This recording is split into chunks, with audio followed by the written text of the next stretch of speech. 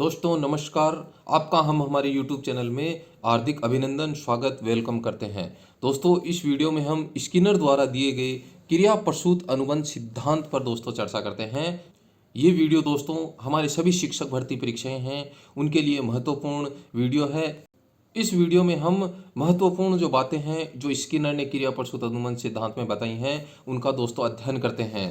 भाई और बहनों, सबसे पहले हम स्किनर के पूरे नाम को जान लेते हैं। इनका पूरा नाम है Burrhus Frederic Skinner, B F Skinner इन्हें शॉर्ट नाम में जाना जाता है। इन्होंने अपना अधिकतर जो समय है वो हार्वर्ड विश्वविद्यालय में बिताया है। इन्होंने जो अपना जो प्रयोग है वो 1938 में किया और इन्होंने सफ़ेद चूहों और कबूतर पर अपना प्रयोग किया।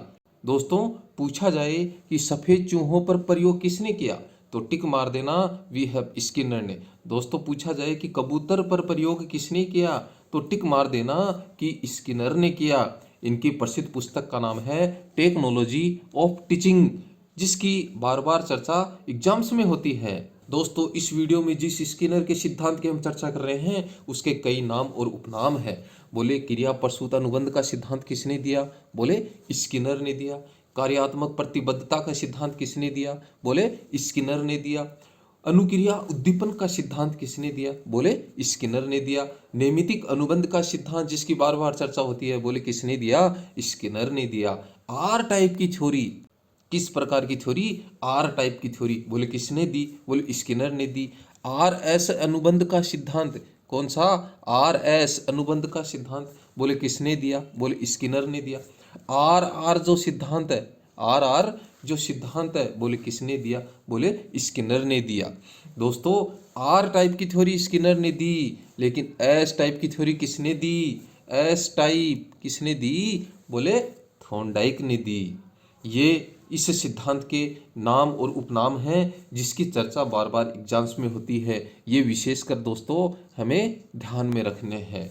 दोस्तों स्किनर ने जो ये सिद्धांत दिया, देखिए कौन कौन सी मुख्य बातें थी। स्किनर ने ऐच्छिक अनुक्रियाओं के घटित होने का अध्ययन किया जो प्राणी द्वारा अपने पर्यावरण में सक्रिय होने लगती है। इसे स्किनर ने क्रिया प्रसूत यानी ऑपरेंट नाम दिया। क्रिया प्रसूत क्या है? ऑपरेंट क्या है? जो जानवरों और मानव द्वारा ऐच्छिक रूप से घटित होती हैं। किस रूप से? ऐच्छिक रूप से घटित होती हैं और उनके द्वारा नियंत्रित भी होती हैं, उसे स्किनर ने क्रिया प्रसूत कहा। क्रिया प्रसूत व्यवहार का अनुबंध क्रिया प्रसूत यानी ऑपरेंट कंडीशन कहलाता है। यानी क्रिया प्रसूत जो व्यवहार है उसे अनुबंध क्रिया प्रसूत अनुबंध कहा, यानी ऑपरेंट कंडीशन उसे कहा। दोस्तों पूछा जाए स्किनर ने प्रयोग किस पे किया तो चूहे पे किया। बोले कबूतर पे प्रयोग किसने किया तो स्किनर ने किया। दोनों नाम जब भी आते हैं या अकेला पूछा जाता है एग्जाम्स में तो बिना सोचे समझे हमें टिक मार देना है स्किनर पे। किस पे टिक मार देना है? स्किनर पे टिक मार देना है। और चूहा कैसा था? चूहा कैसा था दोस्तों? चित्र में कैसा दिख रहा है चूहा? सफेद। चूहा कैसा था? सफेद था। स्किनर ने ये जो प्रयोग किया इसमें देखिए चूहे के सामने कैसी स्थिति उत्पन्न होती है। दोस्तों ये जो चूहे के लिए जो बॉक्स यूज किया गया था, इसे स्किनर के मरणोपरांत इसे स्किनर बॉक्स के नाम से जाना जाता है। क्या है ये दोस्तों? Skinner box. अब देखिए ये बॉक्स बना हुआ था, स्किनर ने बॉक्स बनाया और सफेद चूहे का उन्होंने प्रयोग किया। सफेद चूहे को स्किनर ने इस बॉक्स में डाला। चूहे को जैसे स्किनर बॉक्स में डाला जाता है, चूहा बॉक्स में डलने के बाद में इधर उधर दौड़ना शुरू कर देता है, इधर उधर घूमना शुरू कर देता है। और वो इधर उधर दौड़ता है, दीवारों पर कूदता है, उछलता है, अपने पैरों को मारता है। एक समय ऐसा आ जाता है कि जब वो इधर उधर दौड़ रहा था, बॉक्स में एक हैंडल यानी लीवर बना हुआ था और उस लीवर पर संयोगवश क्या उसका चूहे का पैर टिक जाता है। पैर टिकते ही, पैर गिरते ही और बॉक्स का दरवाजा खुल जाता है और चूहे को भोजन मिल जाता है। ऐसी क्रिया चूहे के साथ स्किनर बार बार करते हैं। चूहे को फिर वापस बॉक्स में डाला जाता है, चूहा फिर इधर उधर दौड़ता है। यानी वो इस चीज को पहली बात में ही समझ गया था कि मैं जब इधर उधर दौड़ रहा हूँ और मैं अपने पैरों से जब इसे खरोंच रहा हूँ, चूहा जब उसको खरोंच रहा था तो उसे अन्वेषी व्यवहार नाम दिया स्किनर ने। तो चूहा जब इधर उधर दौड़ता है तो उसका पैर भी फिर वापस उस हैंडल पर टिक जाता है, गिर जाता है और खाने की जो प्लेट है वो उसे मिल जाती है और वो खाना खाकर तृप्त हो जाता है। स्किनर फिर वापस डालता है। बार बार स्किनर चूहे को बॉक्स में डाल रहा था, तो स्किनर के जैसे ही डालते ही चूहा उस हैंडल को दबा देता है। यानी वह जान चुका था कि हैंडल ये है और मैं इसे दबाता हूं तो मुझे खाना मिल जाता है। जैसे ही चूहे को बॉक्स में डाला जाता है और चूहा लीवर को दबाता है, इस दबाने की जो क्रिया अनुक्रिया को क्रिया प्रसूत अनुक्रिया स्किनर ने कहा, और यही भोजन प्राप्ति का माध्यम था, यानी साधन था। इसी प्रकार इन्होंने कबूतर पर अपना प्रयोग किया। बोले कबूतर पे किसने प्रयोग किया? बोले स्किनर ने किया। तो इन्होंने स्किनर ने कबूतर के सामने भी ऐसी ही एक क्रिया प्रतिक्रिया की। बॉक्स में एक हैंडल बनाया, उस हैंडल को जैसे ही वो चोंच मारी जाती है, यहाँ से एक दाना प्राप्त हो जाता है। जैसे ही कबूतर यहाँ अपनी चोंच मारता है, हैंडल पर अपनी चोंच मारता है, उसे एक दाना मिल जाता है। कबूतर ये सीख जाता है कि मैं जैसे ही यहाँ पर अपनी चोंच मारता हूँ मुझे यहाँ से एक दाना मिल जाता है, जैसे ही मैं चोंच मारता हूँ एक दाना मुझे यहाँ से मिल जाता है। और ये कबूतर सीख जाता है, और जैसे उसे एक दाने की जरूरत पड़ती है तो वह यहाँ पर अपनी चोंच मार देता है। स्किनर के इस सिद्धांत में दोस्तों मुख्य बात क्या है? पुनर्बलन है। क्या है?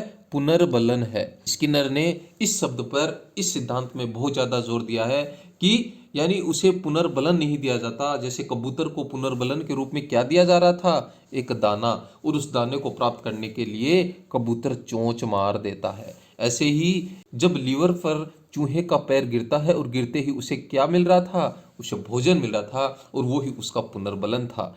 इस शब्द पर स्किनर ने इस सिद्धांत में बहुत ज़्यादा जोर दिया है। दोस्तों नोट डाउन कर ले, नोट्स बना लें आप, क्योंकि हमें एग्जाम में पास होना है।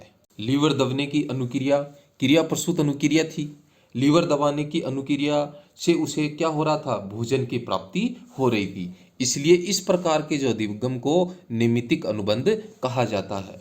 उदाहरण के तौर पर देखें तो दोस्तों, बच्चे जिससे कुछ पाना चाहते हैं उनसे अत्यंत विनम्रता से, शालीनता से उनसे बात करते हैं। घरों में आपने देखा होगा कि माँ जब मिठाई रखने का जो स्थान है, बच्चों को पता होता है कि माँ कहाँ पर मिठाई रख रही है, तो बच्चे जैसे ही उस स्थान पर जाते हैं और क्या मिठाई खोजने लग जाते हैं, चाहे माँ ने उसे वहाँ पर मिठाई छिपाई ही हो चाहे नहीं छिपाई हो। जब वो एक दो बार ऐसी क्रियाएं माँ उन बच्चों के साथ में कर लेती है तो बच्चे उस जगह को खोजने यानी ढूंढने लग जाते हैं, उस कार्य को करने लग जाते हैं कि बच्चों को पता हो जाता है कि माँ यहाँ पर मिठाई, यहाँ जार में या इस जगह पर मिठाई माँ रखती है।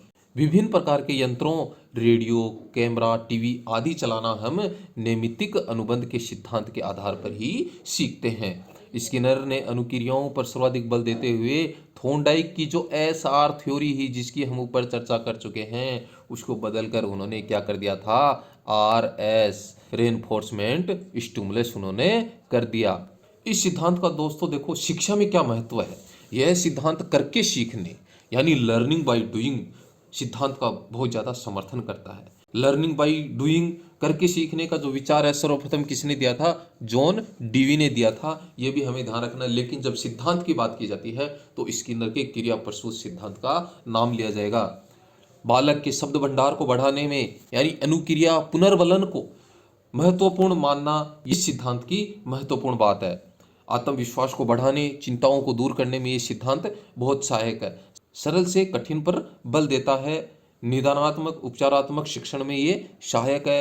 अभिक्रमिक अनुदेशन में बहुत उपयोगी सिद्धांत है ये। व्यवहार परिमार्जन या व्यवहार चिकित्सा में बहुत उपयोगी है। यह सिद्धांत सकारात्मक पुनर्बलन पर बल देता है। पुनर्बलन पर सबसे ज्यादा जोर किसने दिया? बोले स्किनर ने दिया। लेकिन पुनर्बलन सिद्धांत के जनक कौन है? आगे चर्चा करेंगे दोस्तों, आप हमारे साथ बने रहें। परिणामों की जानकारी प्रदान करने में ये सिद्धांत बहुत उपयोगी है। क्रिया प्रसूत अनुबंध सिद्धांत में स्किनर ने निर्धारक किसे माना? जिसमें इसके परिणाम में व्यवहार को सीखा जाता है या बनाए रखा जाता है अथवा उसमें परिवर्तन किया जाता है। ऐसे परिणाम को क्या कहा जाता है? प्रबलक कहा जाता है। क्या कहा जाता है? प्रबलक कहा जाता है। जो किसी वांछित अनुक्रिया के घटित होने की संभावना को बढ़ाता है वो क्या है? प्रबलक है। किसे? वांछित अनुक्रिया के घटित होने की संभावना। प्रबलक के दो प्रकार हैं। पहला है धनात्मक प्रबलक, यानी इसके नाम से ही हमें क्लियर याद हो जाना चाहिए दोस्तों, जिसका परिणाम सुखद होता है, बार बार एग्जाम्स में पूछा जाता है, वो कौन सा है? वो धनात्मक प्रबलक है। धनात्मक प्रबलक आवश्यकताओं की पूर्ति करते हैं क्योंकि इनका परिणाम है वो सुखद होता है। बोले पुनर्बलन सिद्धांत किसने दिया? क्लार्क हल ने दिया। किसने दिया? क्लार्क हल ने दिया। लेकिन पुनर्बलन शब्द पर जोर किसने दिया? बोले स्किनर ने दिया। किसने दिया? स्किनर ने दिया। दोस्तों याद रखना है, दोनों अलग अलग चीजें हैं। पुनर्बलन सिद्धांत की जब चर्चा की जाती है तो हल का नाम लिया जाता है, बल यानी हल। पुनर्बलन से ध्यान में रखना है दोस्तों, ये ट्रिक है, यानी हल को चलाने के लिए हमें बल की आवश्यकता पड़ती है, या बल हल। पुनर्बलन का सिद्धांत किसने दिया? हल ने दिया। लेकिन पुनर्बलन शब्द पर जोर देने वाले, पुनर्बलन सिद्धांत का प्रयोग अपने सिद्धांत में करने वाले कौन है? स्किनर हैं, जिसे रेनफोर्समेंट कहा जाता है। अब देखिए धनात्मक प्रबलक क्या होते हैं, जिसमें भोजन, पानी, तमगा, प्रशंसा, धन, प्रतिष्ठा आदि ये हैं धनात्मक प्रबलक की श्रेणी में आते हैं, क्योंकि जो इनका परिणाम है वो सुखद होता है। ऋणात्मक प्रबलक ये अप्रिय एवं पीड़ादायक उद्दीपक होते हैं। उदाहरण के तौर पर दुखदाई, ठंड से बचने के लिए व्यक्ति ऊनी कपड़े पहनना, लकड़ी जलाना तथा बिजली के हीटर का उपयोग करना सीखता है। ये ऋणात्मक प्रबलों की श्रेणी में आते हैं।